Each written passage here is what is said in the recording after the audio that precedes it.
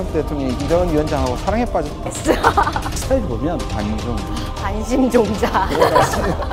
정선이 이 방송을 좀 안 봤으네요. 여러분 안녕하세요. 저는 아나운서 홍민입니다. 그리고 제 곁에 든든한 두 분이 오늘 함께 하십니다. 바로 IBK 경제연구소 부소장이자 북한경제연구센터장인 조봉현 부소장, 그리고 한동대학교 김준형 교수 자리하셨습니다. 안녕하세요. 네, 반갑습니다. 네, 너무나 멋진 두 분과 함께해서 영광입니다. 자, 이렇게 셋이 왜 모였을까 궁금해하실 텐데요. 자, 바로 오늘은요, 이 두 분의 전문가와 함께 전 세계의 이목이 집중돼 있는 바로 세계 유일의 분단 국가인 남북한의 이슈, 그리고 통일 한국의 비전에 대해서 이야기를 해볼 텐데요. 자, 여기까지만 두고 이 방송 되게 재미없는 거 아니야? 앞으로 좀 딱딱한 이야기 할 거 아니야? 채널 돌리시는 분들 계실 것 같습니다. 그렇지만 오늘의 방송은 그 예상과는 다를 겁니다. 무겁지 않게 생각보다 흥미로운 이야기가 여러분들을 기다리고 있습니다. 네, 맞습니다. 채널 고정하십시오. 네네. 준영이와 봉현이가 정하는 평화와 경제. 우리가 지금 예측과하고 흐름을 잘 알면요, 돈이 보이고요, 그 다음에 일자리가 보이고 우리의 미래의 희망이 보입니다. 오늘 짧은 시간 내에 우리 김준영 교수와 제가 전한 이 안에 모든 답이 있습니다. 자, 이렇게 날이면 날마다 오는 토크쇼가 아닙니다. 지금 오프닝에서도 들으셨다시피 엄청난 이야기가 지금부터 펼쳐집니다. 제 말이 틀리는지 맞는지 한번 끝까지 쭉 지켜보시면 좋을 것 같습니다. 그렇죠, 김 교수님? 네, 맞습니다. 저나 우리 부소장님이 오랫동안 북한을 연구했고요. 그러니까 그런 지식들도 다 동원하고, 그뿐만 아니라 최근에 지금 제가 북한을 많이 왔다 갔다 했거든요. 거기서 들었던 얘기나 체험들을 통해서 우리가 가지고 있는 오해를 풀고 진실을 말할 준비가 되어 있습니다. 많이 기대해 주십시오. 네, 사실 이렇게 팬을 듣고 연구하신 분들의 의견을 듣고자 하는 자리가 아닙니다. 직접 또 다녀오시고 뒷이야기 많이 또 방출해 주실 거죠? 네. 네, 기대가 살아있는 이야기가 됩니다. 나올 겁니다. 네, 자, 그럼 지금부터 본격적으로 최근에 남북한의 뜨거운 이슈와 그 오해와 진실에 대해서 낱낱이 풀어보도록 하겠습니다.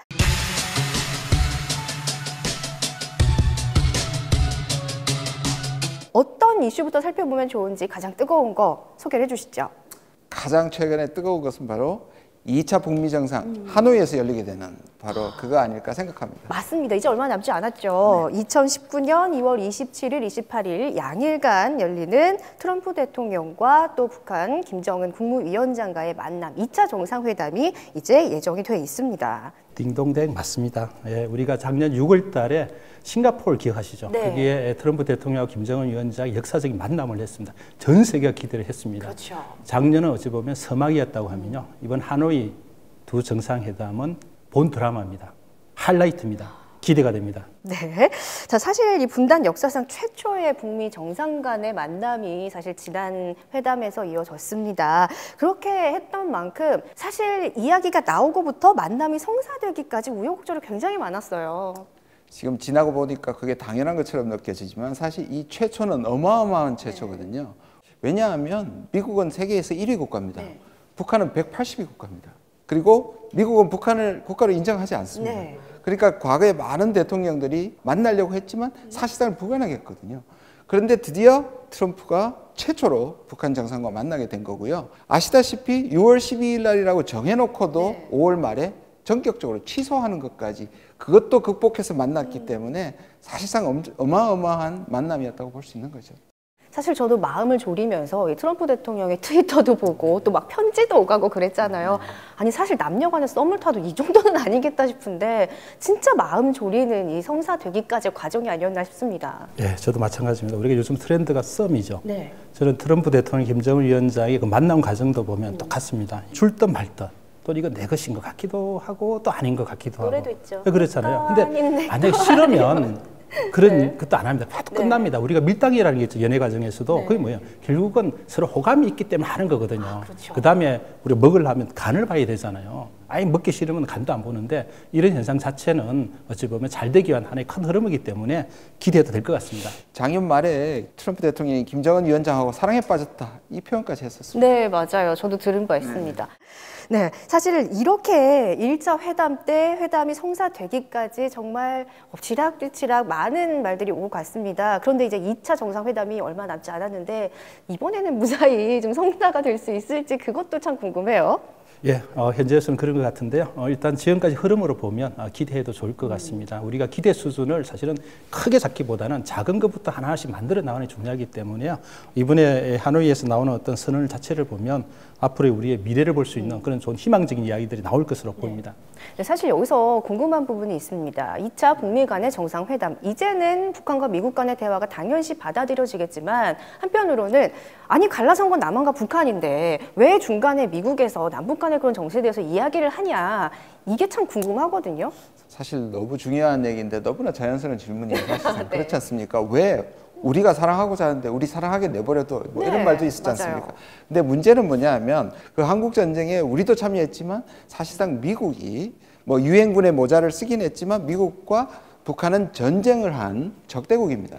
그리고 북한이 지금 핵을 개발하는 가장 큰 이유 중에 하나가 미국의 북한 적대시 정책이라거든요. 그러면 핵을 포기하려면 적대시 정책도 포기하라는 거니까 미국과 북한이 셈이 남은 거죠. 뭔가 계산을 해야만 이 고비를 넘어야만 평화로 갈 수 있다는. 그러니까 그 고비가 지금 오는 겁니다.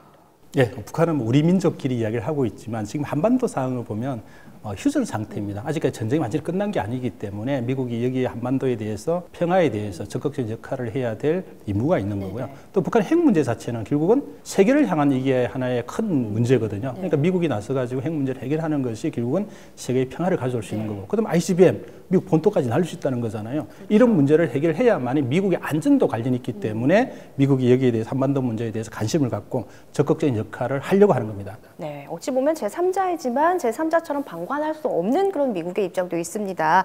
그렇기 때문에 미국과 북한과의 대화가 좀 중요하게 받아들여지는 것이 아닌가 싶은데요. 사실 그동안 미국이 북한에 대해서 경제적으로 압박하는 북한 쥐어짜기 초강수를 뒀었기 때문에 이렇게 만남이 성사되는 것이 정말 이례적이다라는 말로 설명하기 부족할 정도로 그렇게 느껴집니다. 네, 맞습니다. 우리가 뒤를 좀 돌아다 보면 더 정확하게 보면 2013년부터 17년까지 약 4년간 우리에게 상당히 전쟁의 위기가 바로 코앞에까지 왔었습니다. 이런 일촉즉발에 가다가 작년에 이제 드디어 평화적인 과정이 시작됐는데요.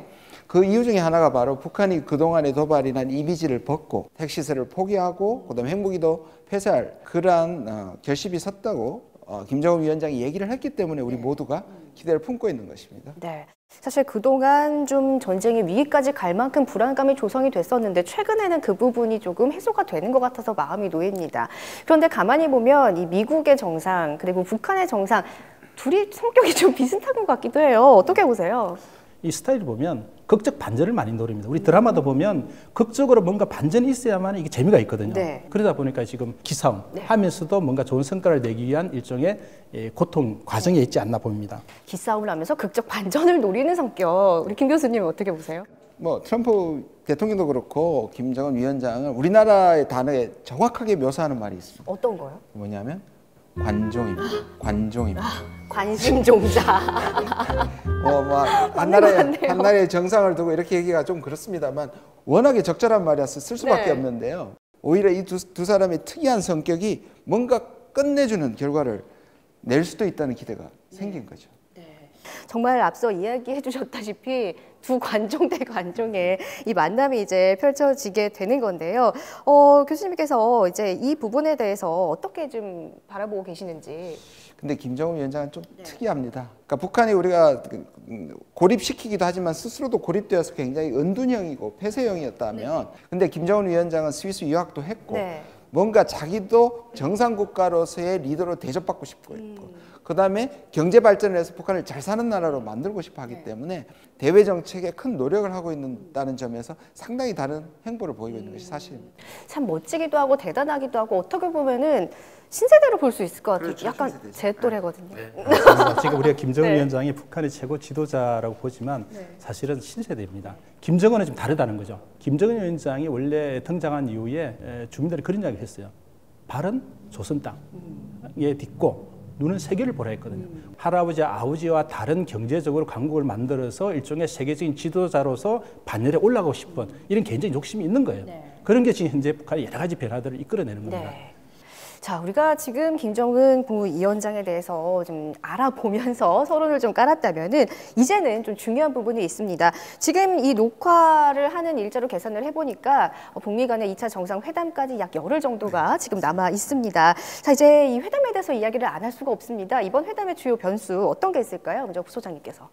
예, 물론 뭐 비핵화와 뭐 평화협정 이런 큰 틀에서 있겠지만 저는 궁극적으로 김정은 위원장이 원하는 우리가 평양 공동선에서 합의했던 개성공단과 금강산의 재개 문제를 집중적으로 좀 논의할 거고 거기에 대한 어떤 결과를 가지고 가지 않을까 이렇게 전망해 보고 있습니다. 네. 그런데 지금 국내 정치가 북미 간에 지금 상당히 쉽지 않은 상황입니다. 특히 경제개발 5개년 계획의 마무리해가 내년 2020년입니다. 그때까지 적어도 제재를 해제하고 뭔가를 보여줘야 하는데 그런 급박함이 있고요. 미국 상황은 좀 더 심각합니다. 트럼프는 지금 사면 초과라고 할 수 있습니다. 네. 자신의 러시아 스캔들 문제 때문에 특검이 지금 압박을 해오고 있고요. 거기에다가 미국 사상, 정부 사상 가장 긴 셧다운이라고 얘기하죠. 네. 정부의 일부가 문을 닫는 경우인데요. 그런 가운데서 뭔가 이번에는 성과를 내야 된다는 압박감을 느끼고 있는 상황이라고 볼 수 있습니다. 그야말로 미국은 정치적인 측면, 북한은 경제적인 부분, 뭐 입장은 다르지만 정말 두 국가 절체절명의 좀 상황 속에서 갖게 되는 기회겠네요. 예, 그 표현이 참 좋은데요. 그래서 뭔가 나올 것 같습니다. 네. 그래서 저기 어떠세요? 사실 우리 김준규 교수와 제가 전망을 하면요. 김정은 위원장 정책을 바꿀 수도 있습니다. 지금 합의해가지고 좋은 방향으로 가려고 하는데 네. 전문가들이 여기서 나오잖아요. 그럼 전망을 아마 틀 수 있는데 과거에도 북한도 그런 게 많이 있었어요. 그 정도 힘이 있다는 건 기분 좋은데 설마 그럴까요? 아니 왜 사람 심리가 그러려는 것 같아요. 네, 두 정상이 이 방송을 좀 안 봤으면 저희가 편안하게 좀 전망을 해볼 수 있을 텐데. 자, 그래도 이 시점에서 우리가 시나리오에 대해서 전망을 안 해볼 수가 없습니다. 이번 하노이 회담의 시나리오 어떤 게 있을까요? 많은 사람들이 어마어마한 지금 예상들을 내고 네. 있는데요. 이거는 분명한 것 같습니다. 왜냐하면 6월 11일 작년 6월 12일 1차 북미 정상회담에서 우리가 지금 평가를 했듯이 그 자체로도 어마어마한 성과고요. 네. 역사적 최초의 만남인데 그 이후로 사실상 나온 게 없다는 거예요. 그러니까 미국은 북한에 대해서 비핵화를 원하고 있고 북한은 미국이 자기들에게 체제 보장에 대한 어떤 걸 하고 있는데 여전히 제재는 계속되고 있고 이번에도 똑같이 그냥 두루뭉술한 게 마냥 나온다면 이거는 비판을 받을 수밖에 없거든요. 그러면 어떤 구체적인 게 나올 수 있느냐? 북한이 지금 현재 계속 핵무기와 핵물질을 생산하고 있기 때문에 이걸 중단시키느냐의 문제가 있습니다. 반면에 북한이 미국에게 원하는 것은 이제 제재 문제를 어떤 식으로 다 해제하지는 못하겠지만 그래도 성의를 보여줘야 한다는 부분이고요. 그 다음에 뭔가 북미 간의 사이가 좋아질 북미 연락사무소라든지 외교 관계에 있어서 상당히 뭔가 미국이 양보하는 부분이 들어가야 한단 말이죠. 이것이 아마 가장 큰 관건이 될 것이라고 보여집니다. 네, 일단 영변 핵시설 폐기에 대한 부분, 또 경제 제재에 대해서 어느 정도 좀 양보를 하는지, 좀 해제를 해주는지 양국 간의 뭐 차이는 있겠습니다만 이런 대화가 이번에 오간다면 굉장히 좀 많은 진전이 있지 않을까라는 싶은데 소장님께서는 어떻게 보세요? 우리 김준규 교수 전체적으로 이야기를 했지만요. 상응 조치라는 게 있어요. 그게 뭐냐면 경제적으로 잘 살 수 있는 뭔가 길을 열어달라는 거거든요. 그 첫 단추가 하나는 개성공단 단추와 하나는 금강산 단추입니다. 이 두 가지 단추를 주문에 넣고 평양으로 돌아가지 않을까 이렇게 조심스럽게 전망해 봅니다. 조심스럽게 전망을 해주셨습니다. 어떤 이야기가 나오든 간에 양국 간에 그리고 우리에게 모두 좋은 결과가 이번 회담에서 나올 수 있었으면 좋겠습니다. 자, 세계의 만남을 갖는 북미 양국의 정상 과연 이번 회담에는 또 어떤 결과가 나올지 두 분의 지금 전망이 맞을 수 있을지 한번 확인을 하면서 회답을 주시해 보는 것도 좋을 것 같습니다.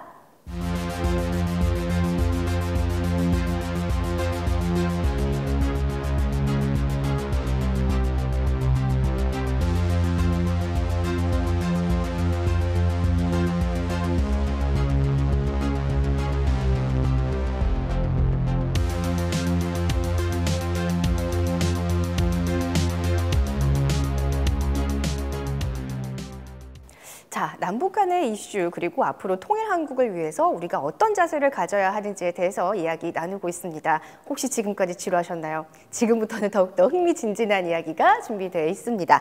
자, 바로 북미 정상회담의 주요 안건으로 대두된 금강산 관광 그리고 개성공단 재개에 대해서 다양한 의견들을 한번 모아봤습니다. 민주평통 SNS를 통해서 개성공단의 이미지에 대해서 좀 댓글로 달라라고 부탁을 드렸습니다. 자, 어떤 댓글들이 나왔는지 한번 지금부터 확인을 해보도록 하겠습니다.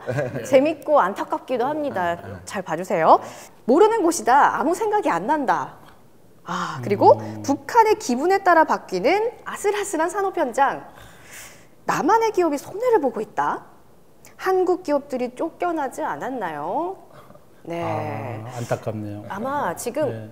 나도 저렇게 생각했는데 하시는 시청자분들 좀 계실 것 같습니다. 자, 먼저 조 부소장님, 이 댓글들에 대해서 어떻게 생각하세요? 예, 이 짧은 댓글이지만 우리가 이것뿐만 아니라 북한에 대해서 정보를 잘 모르기 때문에 잘못된 정보, 거짓 정보가 진실인 것처럼 지금 모든 게 지금 다 뒤엎고 있어요. 저는 그래서 최고 전문가인 우리 김정인 교수와 제가 최근에 북한의 변화 사항들, 또 최근에 북한을 다녀오셨죠? 다녀오셨으니까. 예. 그걸 해가지고 진실을 제대로 알려드리겠습니다. 궁금합니다. 기대하십시오. 진실을 뭔지. 깜짝 놀랄 겁니다. 네. 먼저 네, 일단 개성공단은 총이나 무기를 만드는 것이 아닌가, 위험한 것이 아닌가, 그렇게 생각하시는 분 많으세요. 문제가 있어요, 그렇죠? 네. 근데 아니고요. 우리나라의 기술력에 정말 중요한 곳이라고 얘기할 수 있는 중소기업들이 주로 들어가 있고요. 아마 이 물건을 사용해 보신 분들도 있을 텐데요. 주로 양말, 골프복, 트레이닝복 또는 손목시계. 제가 갖고 있는 것 중에 이제 겉옷 자켓이었는데 메이드 인 노스 코리아 있었거든요. 저도 양말, 트레이닝복 입어봤는데 품질이 굉장히 좋고요. 그리고 또 어떤 소문이 있었냐면 북한이 이것을 이제 현금화하기 위해서 전부 뜯어가지고 중국에 다 팔았다. 저도 많이 들어봤어요. 들어보셨죠? 예. 그렇죠? 그리고 완전히 거미줄이 있고 완전히 폐허처럼 변했다. 그런데요, 이게 완전히 잘못된 것이라는 걸 제가 개성에 가서 직접 확인했습니다. 지금 어떻습니까, 거기가? 예, 공장이 멸종했고요. 그 다음에 그 보도블록조차도 조금만 놔두면 인기가 맞아요. 뭐 잡초 같은 거 생기고. 그게 전혀 없었고요. 그래요? 그래서 제가 소문하고 다르다 싶어서 제가 이 왜 그렇게 됐느냐 실제로 북한 주민에게 물어봤습니다. 그랬더니만 굉장히 충격적이고 부끄러운 얘기를 들었습니다. 어떤 건가요? 그게 뭐냐면요. 성대묘사 좀 해도 될까요? 우리는 민족자산을 함부로 대하지 않습니다. 이러더라고요.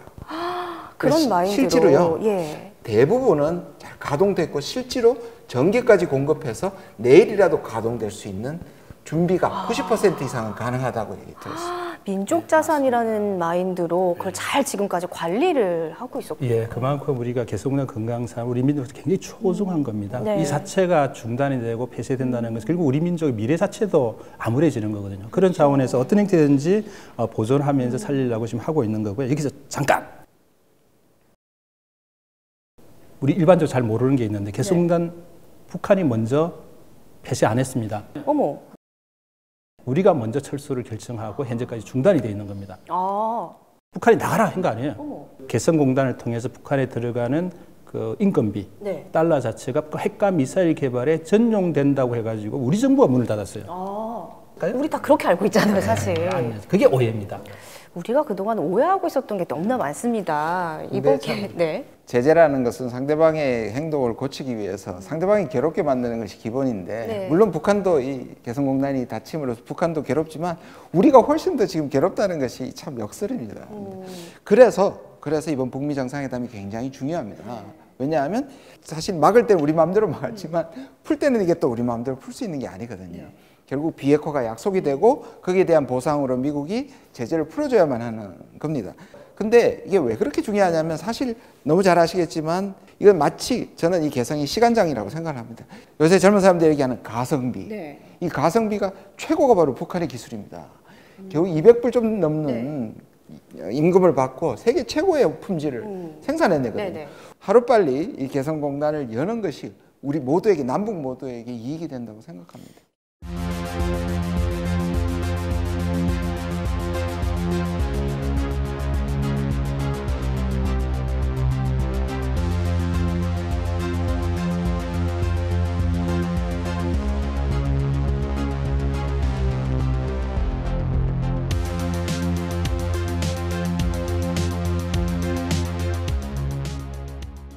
이탈리아의 그 굉장히 품질이 좋은 옷 브랜드예요. 근데 우리나라와 라이센스를 체결을 하고 이전에 그게 개성공단에서 생산을 했던 의류인데 문을 닫고 나니까 생산비가 이제 너무나 올라가니까 그래서 최근에 이번 달까지만 라이센스 계약을 유지를 하고 이제 해지를 한다고 해요. 그래서 이제 브랜드 철수하고 간다고 해서 많은 그 브랜드의 품질을 인정해줬던 많은 분들이 너무나 안타까워하는 그런 현실이 지금 벌어지고 있는데 이게 이렇게 현실에서 느껴지네요. 국민들의 생활 속으로도 영향을 미치는 겁니다. 개성공단이요. 사실 개성공단 폐쇄 이것이 그냥 남과 국외 그런 교류의 그런 중단 이뿐만이 아니라 경제적인 이런 파급의 그런 피해가 어마어마하게 큽니다. 하루빨리 재개가 좀 필요한 그런 시기일 것 같습니다. 자, 다음으로요. 이제 금강산 관광 이야기가 또 있잖아요. 네, 이 부분 이야기를 해보도록 하겠습니다. 사실 저는 금강산 못 가봤어요. 두 분 다녀오셨나요? 네, 다녀왔습니다. 부럽습니다. 최근에 다녀왔습니다. 좀 많이 갔다 왔습니다. 배로 타고 갔다 오고요. 직접 차를 몰고 승용차로도 갔다 왔습니다. 저는 한 번이에요. 그래도 최근에 갔습니다. 제가. 오히려 한 번에 저를 갔던 게 더 임팩트 있습니다. 저도 갈 수 있는 날이 오겠죠. 네, 그래서 저도 이번에 또 민주평통 SNS를 통해서 이 금강산에 대해서 이야기를 또 들어봤습니다. 자, 비슷한 반응들이 아까와 같이 올라왔는데 한번 살펴볼게요. 자, 후회되는 곳, 기회가 있을 때 가볼 걸. 죽기 전에 가볼 수 있을까? 남북에 모두 윈윈인 것 같지만 그것도 관계가 우호적일 때나 총을 든 무장 군인들, 허허벌판 논밭들, 옥류관과 아름다운 자연경관. 그래도 개성보다는 조금 더 좀 반응이 좀 괜찮죠? 좀 부드러워졌죠? 좋습니다. 네, 대부분 좀 아름다운 곳, 이런 이미지, 그리고 삼엄한 경계태세, 이런 부분들을 떠올리시는 분들이 많아요. 자, 이에 대해서 좀 두 분은 다녀오셨으니까 이야기를 좀 풀어주시죠. 제가 작년 11월에 금강산 관광 개시 20주년이라는 그 기념식을 했고 제가 갈 수 있었으면 1박 2일로 갔다 왔는데요. 진짜로 아름다웠어요. 제가 정말 한국에 있는 산은 거의 다들 갈 정도로 산을 가는 것이 좋은데요. 정말 계절마다 가서 다 확인하고 싶을 정도로 좋은 곳이었습니다. 네.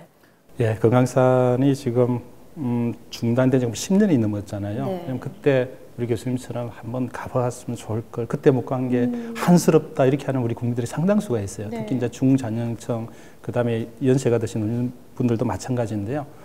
저는 이런 분들의 어떤 열망을 담아서라도 금강산을 한번 열었으면 좋겠다는 생각이 듭니다. 금강산 가보시면요, 이게 실제 느끼는 게 달라요. 거기서 우리 미래의 어떤 관광에 대한 가치 이런 것도 볼 수가 있습니다. 그래서 금강산이 만약에 문이 열려가지고 네. 우리가 설악산, 금강산, 원산 해가지고 국제 관광객들이 온다고 한번 해보세요. 그러면 설악산에서 보고, 그다음에 금강산 보고, 네. 원산 보고, 겨울에 스키 타고 내려오고, 이게 국제 관광의 한 중심지이 된다고 하면 우리의 지금 경제뿐만 아니라 우리 국민들의 생활 수준도 굉장히 올라갈 수가 있는 거죠. 그리고 2008년 7월까지 네. 누적이 얼마 정도 될 것 같습니까? 글쎄요, 한 몇십만? 저는 사실 잘 모르겠어요. 그러면 더 억울할 텐데요. 200만 가까이 됐었습니다. 200만에 못 들으셨죠? 아니, 어떻게 200만이나 되는데 저는 못 갔을까요? 그리고 중단된 지 10년이 됐습니다. 참 바로 어제 같은데 또 중단된 지도 이만큼 시간이 많이 흘렀습니다. 그러면 이 관광이 중단되고 나서 또 발생한 아까 뭐 경제적인 손실 이야기도 해주셨는데 좀 금액적으로 보면 어떤가요? 실제로 뭐 돈을 따지기 이전에 강원도 그 고성을 비롯해 지역을 한번 가보십시오. 금강산이 한참 이뤄질 때는 그 지역 경제가 굉장히 엄청나게 발전했는데 네. 벌써 10년이 되니까 그 지역에 식당을 문 닫는 식당 많이 생겨죠. 주민들은 경제적으로 굉장히 어려우죠. 이게 다 우리 경제적 피해거든요. 그 금액 자체만 하더라도 2조 원 정도 되는 거예요. 만약에 금강산 관광이 계속 유지됐다고 하면 네. 2조 원 정도의 지역 경제 효과가 있는 것을 날린 거죠. 그러니까 지금 우리 지역 경제를 위해서라도 네. 강원도 지역을 위해서라도 저는 빨리 이 금강산 관광의 문이 열리기를 바랍니다. 너무나 안타깝습니다. 아까 제가 민족 공통의 자산이라는 네. 북한 측의 말을 인용했지만 사실 정말 우리가 세계에 자랑할 수 있는 산이잖아요. 네. 그리고 사실 우리 분단이 사실 금강산과 설악산이 사실상 같은 산맥이지 않습니까? 네네. 그 길을 자른 거 아닙니까? 네. 그러니까 이걸 연결시킨다는 것은 상당한 의미가 있고요. 북한 주민들도 여기가 빨리 활성화돼서 그런 날이 왔으면 북적대는 날이 왔으면 좋겠다고 얘기를 하더라고요. 네, 이렇게 뭔가 아쉽고 너무나 좋은 이 금강산 관광 사실 중단된 계기가 또 있었죠. 이 이야기도 가슴 아픈 이야기지만 2008년에 있었던 민간인 피격 사건. 그런데 이 사건에 대해서도 오해가 참 많습니다. 좀 파헤쳐 볼게요. 매우 좀 안타까운 일인데요. 새벽에 관광객이 그 철조망을 넘어서 북한의 군사 지역까지 깊숙이 들어간 거예요.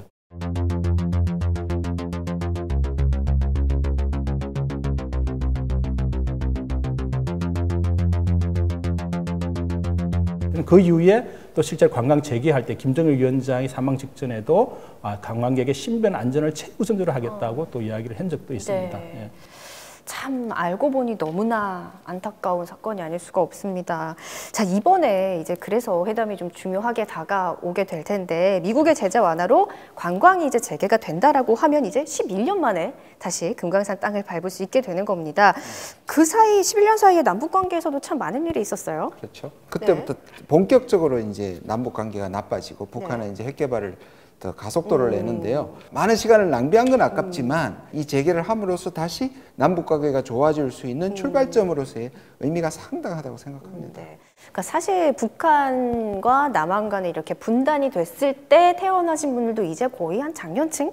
이 됐습니다. 그렇기 때문에 뭐 기성세대도 북한을 직접 경험하지 못한 분들이 대다수고 그렇기 때문에 좀 오해가 많이 깊어지지 않았나 이런 생각도 들거든요. 지금 센터장님. 예, 우리가 그 북한하고 경제협력 사업을 한다고 하면 이 퍼주기 관점이 있어요. 네. 아, 뭔가 북한하고 뭐 한다 그러면 우리 돈을 들고 가야죠. 북한 돈을 왕창 줘가지고 북한만 이득이 되고 우리한테 이익이 되지 않는다 이런 생각이 있는 거잖아요. 개성공단 하나 설명을 해볼게요. 개성공단의 땅은 북한 땅이지만 거기 실제 많은 돈은 들어갔어요. 한 뭐 전체적 기업 투자금까지 포함하면 1조 원 정도 되는데 그게 다 우리 쪽 기업이 가가지고 공사해가지고 우리 쪽에 투자하고 이렇게 다 했던 거. 물론 토지비 자체 일부는 아주 작지만 이런 건 북한에 들어갔지만 우리 기업에 가서 공사해가지고 우리 기업이 거기에 대한 대가를 받고 이런 형태였거든요. 그냥 퍼주기가 아니라 우리에게도 가져올 수 있는 경제적인 효과가 굉장히 크다란 이 오해만큼은 좀 푸셨으면 좋겠네요. 우리가 얻는 게 있다라는 거. 우리가 이런 남북이 긴장 상황이 됐을 때 늘 나오는 게 코리아 리스크라는 말 많이 들어보셨잖아요. 맞아요. 주식 시장이 막 요동치고 떨어지고요. 근데 작년 9월에 평양 정상회담에서 매우 중요한 합의를 했습니다. 그게 바로 군사 합의인데요. 군사가 서로 이제 GP도 철거하고 그다음에 여러 가지 군사적 신뢰 조치를 하면서 이러한 위기 조성이 될 수 있는 많은 요소들을 빼고 나서 추산되는 그 합의로 추산되는 경제적 이익이 1조 3,500억입니다. 앞으로 남북이 평화를 하고 앞으로 통일로 가게 될 때 발생할 수 있는 경제 유발 효과 그리고 북한을 넘어서 이 중국과 또 유라시아로 갔을 때 우리의 미래를 생각하면 우리에게 엄청난 기회를 줄 수 있는 곳이라고 생각이 듭니다. 네, 사실 이렇게 동북아 물류와 경제 허브로 또 경제 위기를 탈출하는 어떻게 보면 핵심 키가 우리가 될 수 있을 것 같다 이번에. 그래서 제가 서막에서 얘기했잖아요. 잘하면 돈이 보인다고 했잖아요. 개성공단 금강 자체가 잘 열려가 남북관계를 보여주면 아 이게 어디에 어느 주식에 투자하고 어디에 내가 땅을 사고 내가 앞으로 어떤 직업을 가지고 해나가면 내한테 경제적 부를 가져올 수 있을지 이런 꿈도 우리가 꿀 수가 있습니다. 사실 지금 2차 정상회담을 앞두고 이 남북 간의 경제 협력 관련된 주가가 엄청나게 지금 올랐거든요. 네, 실제로 뭔가 이루어진 건 없지만 그렇게 꿈과 희망, 기대감이 이렇게 또 벌써부터 활성화를 일으킵니다. 자, 그동안 사실 이렇게 가치와 효율을 높일 수 있는 많은 방법들이 있는데 우리가 그동안 너무 많은 것들을 놓치고 있었다라는 생각이 드네요. 저는 경제 협력도 중요하지만 이게 요즘 문화가 경제고 문화가 평화거든요. 그렇죠. 실제로 저는 사실 제가 통일부의 그 자문위원인데요. 실제로 제안한 게 있습니다. 어떤 건가요? 방탄소년단. BTS. 네, 방탄소년단을 전 세계가 보는 앞에서 만약 판문점에서 평화 콘서트를 하면 전 세계가 다 볼 것이고요. 그렇죠. 우리만 참여하는 게 아니라 외국의 BTS 팬들이 와서 그 판문점에서 평화한다는 너무 벅차지 않습니까? 엄청나겠네요. 그래서 거기서 그러면 개성공단을 금강산도 같이 하시죠. 지금 말씀드리려면 너무 빠르세요. 그러니까 이걸 가지고 개성을 갔다가 또 어디를 가냐? 능라도요. 기억나시죠? 그렇죠. 15만 명을 수용할 수 있는 능라도에서 BTS가 공연하는 날이 올 것이라고 생각합니다. 저는 거기서 앉아서 봤습니다. 능라도에 가지고 과거 김정일 위원장이 앉았던 자리에 앉아가지고 쭉 봤는데요. 거기에 만약에 우리가 BTS하고 북한하고 같이 그 북한의 아이돌 그룹 우리가 지금 북한 아이돌 그룹 없는 걸로 생각하죠. 김정은 위원장이 와가지고 우리와 유사한 아이돌 그룹 생겨나기 시작했어요. 과거에 북한에 우리가 노래 같은 데 보면 한복이고 이것만 생각을 했잖아요. 네, 맞아요. 아니에요. 아니에요. 달라지고 있어요. 아마 그런 댄스도 하나요? 그럼 같이 합동을 해가지고 그 능라도에서 공연한다고 하면 생각해 보세요. 너무 멋있겠네요. 저 그럼 바로 티켓 끊어서 갈 겁니다. 티켓 티켓 비싸죠. 비쌀 건데요. 비싸도 가야죠. 못 구할 텐데. 구하는 게 관건이겠네요. 우리 김정인 교수한테 요청하면 구할 수 있습니다. 괜찮으실까요? 예, 최선을 다해보겠습니다. BTS 콘서트 너무나 기대가 됩니다. 사실 이쪽이라고 하면은 그 북한의 퍼스트레이디 이설주 여사도 음악 전공했잖아요. 맞습니다. 이설주 여사가 원래 노래 쪽 전공이고 그다음 실제로 북한의 그 악단에서 활동을 했잖아요. 네. 김정은 위원장도 마찬가지예요. 노래와 이런 걸 굉장히 좋아합니다. 그래서 북한의 그 문화의 트렌드를 보면 과거 김정일 시대까지의 문화와 김정은 시대의 문화는 완전히 다릅니다. 일종의 현대와 미래를 좀 제시하는 이런 쪽으로 많이 바뀌고 있어요. 그만큼 많이 관심을 갖고 있기 때문에 저는 남북한이 가지고 있는 문화 협력을 통한다고 하면 이게 또 새로운 우리의 경쟁이 될 것으로 보입니다. 특히 한류, 한류해가지고 그다음에 뭐 방탄소년부터 전 세계에 지금 엄청나게 많은 활동을 하고 있잖아요. 이런 걸 북한하고 같이 만약에 한다고 하면 그 효과 자체는 아마 저는 뭐 몇 배, 또 수십 배까지도 나오지 않을까. 문화를 통해서 남북이 하나가 되고 우리 청년들이 하나가 되고 또 우리 그다음에 평화통일 나아갈 수 있는 큰 길을 연다고 하면 얼마나 좋겠어요. 말씀하시는데 이렇게 상상이 좀 되고 있어요. 그 공연 현장이 전 세계가 또 열광하는 그 무대가 너무나 또 기대가 됩니다. 그 왜 퀸 영화의 그 웸블리에서의 네. 그 공연이 세계적인 공연의 명장면이잖아요. 네. BTS와 만약에 북한에 그것을 능라도에서 한다면 그만한 규모는 저는 끄떡없을 것 같은데요. 레전드적인 아마 공연이 될 네. 가능성이 크다고 봐요. 뭐 허락 미리 맞은 건 아니지만 그럴 것 같습니다. 네, 사실 금강산 어찌 보면은 이 부모 세대의 가장 핫한 효도 관광이 또 될 수 있을 것 같고 이런 문화 예술의 교류까지 이렇게 대중으로부터 시작이 되는 통일의 첫걸음이 하루 빨리 이렇게 실현되기를 기대해 보겠습니다.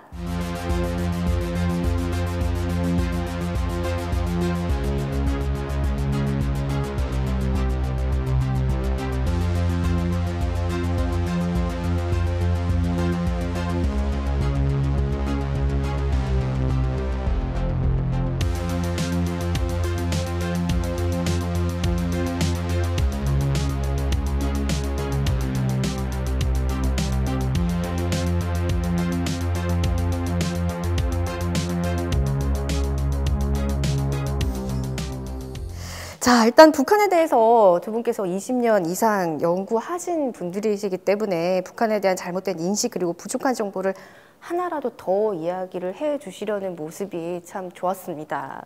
네, 그래서 중요한 부분이 있습니다. 우리가 여기서 이야기만 하고 끝날 것이 아니라 우리가 통일을 준비하면서 많은 인식 개선들이 필요할 것 같습니다. 우리는 좀 어떤 부분을 준비하면 좋을까요? 먼저 부소장님께서.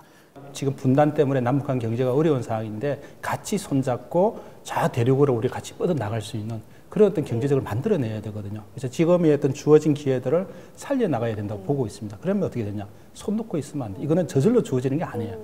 우리 남북한뿐만 아니라 주변국 전체가 이걸 만들어 가야 되고요. 무엇보다 우리 국민들이 하나가 돼서 갈등하지 말고 지금 주어진 이런 평화와 경제 자체를 만들어 나가기 위해서 우리 국민들의 힘을 모아야 될 것 같고 그 다음에 그 방향에 대해서 우리 국민들이 함께 노력하고 해야만이 저는 가능하다고 보고 있습니다. 와, 너무 좋은 말씀 해주셨어요. 김 교수님은요? 네, 우리가 사람이 살다 보면 나쁜 질서인데도 오래 가다 보면 아 이게 당연하구나. 그걸 우리는 관성이라고 부르는데 분단은 나쁜 관성입니다.